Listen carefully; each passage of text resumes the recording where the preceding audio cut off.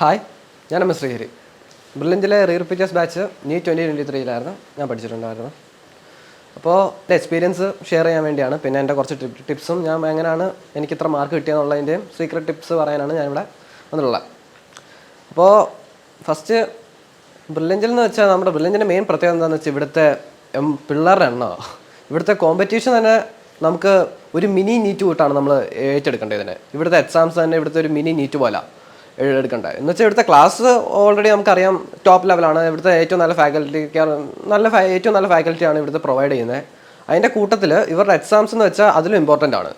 നിങ്ങൾ എത്ര ക്ലാസ് ഉണ്ടോ, എത്ര പഠിച്ചോ, അതിനെ അസസ് ചെയ്യുന്നതാണ് നിങ്ങളുടെ എക്സാംസ്. ആ എക്സാംസിൽ നിങ്ങൾ ഏറ്റവും നന്നായിട്ട് പെർഫോം ചെയ്യാനാണ് നിങ്ങൾ കൂടുതൽ ശ്രമിക്കേണ്ടത്. എന്ന് വെച്ചാൽ നമ്മൾ ഫൈനലി നമ്മൾ ഒരു എക്സാമിൽ എഴുതാൻ പോകുന്നത്. ആ മൂന്ന് മണിക്കൂറിൻ്റെ എക്സാമിന് നമ്മൾ ഏറ്റവും നന്നായിട്ട് പ്രിപ്പയർ ചെയ്യാൻ വേണ്ടിയാണ് ഇവർ ഫോക്കസ് ചെയ്യുന്നത്. അപ്പോൾ എനിക്ക് ഫീൽ ചെയ്തതെന്ന് വെച്ചാൽ ഞാൻ ഒരു റെസിഡൻഷ്യൽ പഠിച്ച ഒരു സ്റ്റുഡൻ്റാണ്. അപ്പോൾ എനിക്ക് മോസ്റ്റ് ഇത് അറിയാമായിരുന്നു, എനിക്ക് തിയറി കുറേ അറിയാമായിരുന്നു. എനിക്ക് ഫീൽ എന്താണെന്ന് വെച്ചാൽ ഞാൻ കൂടുതൽ ക്വസ്റ്റ്യൻസ് പ്രാക്ടീസ് ചെയ്തിട്ടില്ലായിരുന്നു ആ വർഷം. എന്ന് വെച്ചാൽ ബയോളജി ഞാൻ NCERT ഫോക്കസ് ചെയ്തിട്ടില്ല. അപ്പോൾ നമ്മൾ എപ്പോഴും ഫോക്കസ് ചെയ്യേണ്ടത് നമ്മുടെ ബേസ് മെറ്റീരിയൽ NCERT തന്നെയാണ് എപ്പോഴും നമ്മൾ ഫോക്കസ് ചെയ്യേണ്ടത്. അതിൻ്റെ പുറത്ത് നമ്മൾ പൊയ്ക്കോ, പക്ഷേ അതിൻ്റെ കൂടുതലും പോയിട്ടും കാര്യമില്ല. കാരണം എക്സാം ഫൈനലി നമ്മൾ എഴുതാൻ പോകുന്ന അവസാനം NEET എഴുതാൻ പോകുന്നത്, നമ്മൾ JEE എഴുതാൻ പോകുന്നത്.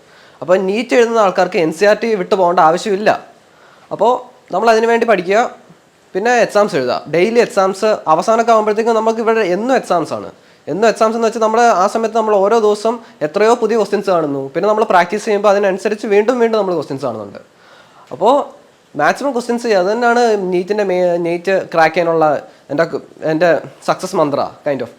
അപ്പോൾ ഒരു ഫുൾ ടൈം പഠിക്കുക അങ്ങനല്ലായിരുന്നു എനിക്കും ക്രിക്കറ്റും ഫുട്ബോളിനോടും ക്രേസ് ഉണ്ടായിരുന്നു, എനിക്കും ഗെയിം കളിക്കാൻ ആഗ്രഹം ഉണ്ടായിരുന്നു.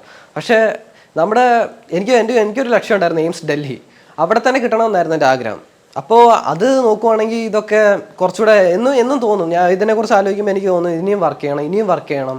അപ്പോൾ ആ ഒരു അതാണ് എന്നെ മോട്ടിവേറ്റ് ചെയ്തുകൊണ്ടിരുന്നത്. എനിക്ക് ഓരോ തവണ എനിക്ക് സെറ്റ് ബാക്ക് വരുമ്പോൾ എനിക്കിപ്പോൾ മാർക്ക് കുറഞ്ഞു, എനിക്കിപ്പോൾ റാങ്ക് കുറഞ്ഞു, അങ്ങനെ തോന്നുമ്പോഴും എനിക്ക് വീട്ടുകാർ നല്ല സപ്പോർട്ടീവ് ആയിരുന്നു. അപ്പോൾ അവരെനിക്ക് നന്നായിട്ട് സപ്പോർട്ട് ചെയ്യുന്നുണ്ട്. ഇപ്പോൾ എൻ്റെ അച്ഛനാവട്ടെ, അമ്മയാവട്ടെ, ചേട്ടനാവട്ടെ, എല്ലാവരും എനിക്ക് നന്നായിട്ട് സപ്പോർട്ട് ചെയ്തിട്ടുണ്ട്. അതിൻ്റെ കൂട്ടത്തിൽ എനിക്കൊരു മോട്ടിവേഷൻ ഉണ്ടായിരുന്നു, എൻ്റെ ഒരു ഡ്രീം കോളേജിൽ എനിക്ക് കിട്ടണമെന്ന്. അപ്പോൾ അതാണ് നമ്മളെ മോട്ടിവേറ്റ് ചെയ്യേണ്ടത്. നമുക്കിപ്പോൾ വരയ്ക്കാൻ അറിയാം, ക്രിക്കറ്റ് കളിക്കാൻ അറിയാം, ഫുട്ബോൾ കളിക്കാൻ അറിയാം, അതൊക്കെ പിന്നീട് നടക്കുന്ന കാര്യങ്ങളാണ്. നമുക്ക് ഈ പഠിക്കുന്ന ഏജിൽ എന്ന് വെച്ചാൽ ഈ നീറ്റിൻ്റെ ഈ ഒരു വർഷം നന്നായിട്ട് പഠിക്കുവാണെങ്കിൽ ഏറ്റവും നല്ല കോളേജുകൾ കിട്ടും. കോളേജ് പിന്നെ അറിയാമല്ലോ, പിന്നെ നമുക്ക് കുറേയൊക്കെ ഫ്രീഡം കിട്ടും. അപ്പോൾ അത് ഓർക്കുമ്പോൾ നമുക്ക് കുറച്ചുകൂടെ നമുക്ക് കുറച്ചുകൂടെ ലിമിറ്റ്സ് ക്രോസ് ചെയ്യാൻ വേണ്ടി തോന്നും. അങ്ങനെയാണ് ഞാൻ ചെയ്തിട്ടുള്ളത്. ഞാൻ പറയുന്നില്ല എല്ലാ ദിവസവും നിനക്ക് 10-15 മണിക്കൂർ പഠിക്കാൻ പറ്റുമെന്ന്. എല്ലാ ദിവസവും നിൻ്റെ മാക്സിമം ട്രൈ ചെയ്യാനാണ് നമ്മൾ ശ്രമിക്കേണ്ടത്. ഇപ്പോൾ എനിക്കും ഉണ്ടായിരുന്നു കുറേ ദിവസം എനിക്ക് തോന്നുന്നുണ്ട് ഞാൻ ഒന്നും പഠിച്ചിട്ടില്ല എന്ന് തോന്നും. പക്ഷേ നമ്മൾ പഠിക്കുന്നുണ്ട്, അതിൻ്റെ ഇടയ്ക്ക് നമ്മൾ ആലോചിക്കുന്നുണ്ട്, പഠിക്കുന്നതിനെക്കുറിച്ച് നമ്മൾ ആലോചിക്കുന്നുണ്ട്. അത് ഓർക്കണം നമ്മൾ.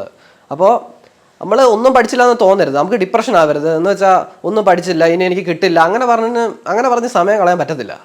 അങ്ങനെ വെറുതെ നമ്മൾ സമയം വേസ്റ്റ് ചെയ്യുക. ആ സമയത്ത് വേറെ എന്തെങ്കിലും പഠിക്കുന്നതിനെക്കുറിച്ച് തന്നെ എന്തെങ്കിലുമൊക്കെ ചിന്തിക്കുക, അല്ലെങ്കിൽ അതുപോലെ വായിക്കുക. അതുപോലെയൊക്കെ തന്നെയാണ് എനിക്കും സെറ്റ് ബാക്ക് ഒക്കെ വന്നിട്ടുണ്ട് ഈ വർഷം. പക്ഷേ അതൊക്കെ നമുക്ക് പാർട്ട് ടൈം ആയിട്ട് എടുത്തിട്ട് നമ്മൾ വീണ്ടും മുന്നോട്ട് പഠിക്കുന്നതിൽ ഫോക്കസ് ചെയ്യാൻ തന്നെയാണ് എനിക്കും പറയാനുള്ളത്. അപ്പോൾ തിയറി ഉപരി നിങ്ങൾ മാക്സിമം ക്വസ്റ്റ്യൻ ചെയ്യാനാണ് ശ്രമിക്കേണ്ടത്. ക്വസ്റ്റ്യൻസ് ആണ് നിങ്ങളുടെ മാക്സിമം പ്രയോറിറ്റി കൊടുക്കേണ്ടത്.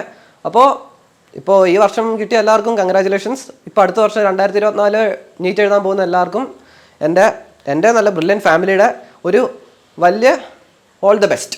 എൻട്രൻസ് സംബന്ധമായ വാർത്തകളും അപ്ഡേഷനുകളും ഏറ്റവും വേഗം ആധികാരികമായി അറിയാൻ ബ്രില്യൻറ്റ് സ്റ്റഡി സെന്റർ പാല യൂട്യൂബ് ചാനൽ സബ്സ്ക്രൈബ് ചെയ്യുക, ബെൽ ഐക്കൺ അമർത്തുക. ഈ വീഡിയോ മറ്റ് സുഹൃത്തുക്കളിലേക്കും ഷെയർ ചെയ്ത് നൽകുക.